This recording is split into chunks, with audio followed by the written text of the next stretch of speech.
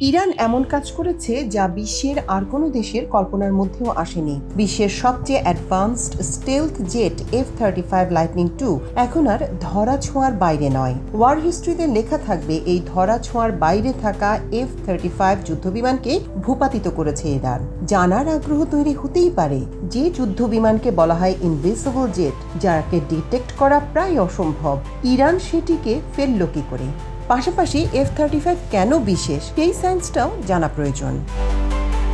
এই যুদ্ধ বিমানটিকে বানিয়েছে লকহিড মার্টিন। তাদের দাবি, এই জেটকে রাডার দিয়ে ডিটেক্ট করা প্রায় অসম্ভব, অর্থাৎ একে ট্র্যাক করা যায় না।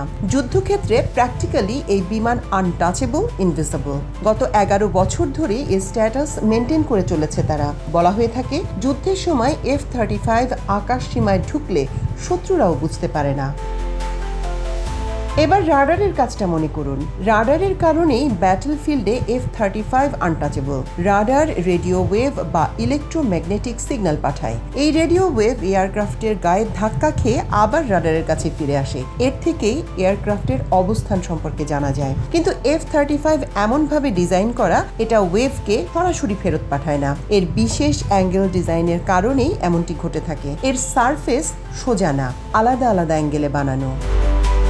এই ডিজাইনের কারণেই রাডারের ওয়েভ ফিরে আসার পরিবর্তে অন্যদিকে ঘুরে যায়। এর মানে হলো, রাডার পর্যন্ত সিগন্যাল পৌঁছাতেই পারে না। আর দ্বিতীয়ত, এর কোটিং সিস্টেম। এতে রেডার অ্যাবজর্বেন্ট ম্যাটেরিয়াল বা র্যাম ব্যবহার করা হয়। এটা ফেরাইড বেসড কম্পাউন্ড দিয়ে তৈরি।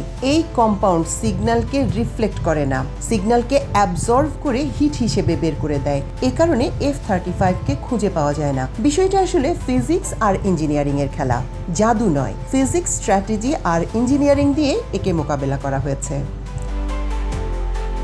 এই কাজটি ইরান যেভাবে করেছে, এবার সেটাই জানা যাক। ইরান জানতো F-35 রাডারকে ফাঁকি দিতে পারে, তবে হিট থেকে বাঁচতে পারে না। F-35 এর ইঞ্জিন প্রচুর হিট জেনারেট করে, যা ইনফ্রারেডে স্পষ্ট ধরা পড়ে। ইরানের টার্গেট ছিল এটাই। তারা অ্যাডভান্সড ট্র্যাকিং সিস্টেম তৈরি করেছে। ধারণা করা হয় খরচ পড়েছে $20 মিলিয়ন থেকে $40 মিলিয়ন, অর্থাৎ 2 থেকে 4 কোটি ডলারের খরচ। এবার আসুন পরের ধাপে। হিট থেকে টার্গেট ডিটেক্ট করা হয়। মাল্টিপল সেন্সর থেকে তার এক্সাক্ট অবস্থানও ক্যালকুলেট করে ফেলে ইরান। ট্র্যাকিং সিস্টেম টার্গেটকে কন্টিনিউয়াসলি ফলো করে যায়। রাডার আর ট্র্যাকিং ডেটা মিলিয়ে টার্গেটকে লক করে ফেলে তারা। এরপর মিসাইল ছুড়ে ভূপাতিত হয় F-35।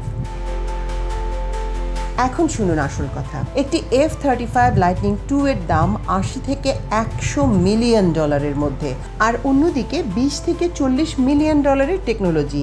এত সস্তা টেকনোলজি দিয়ে এত এক্সপেন্সিভ জেট ভূপাতিত করা হয়েছে। এটা শুধু একটি অ্যাটাকই নয়, এটা পুরো বিশ্বের জন্য টার্নিং পয়েন্ট। স্টেলথ এখন আর আনবিটেবল, আনটাচেবল নয়, আর টেকনোলজি এখন আর শুধু রাডারে আটকে নেই, এগিয়েছে অনেকখানি। এখন সোজা কথা শুনুন।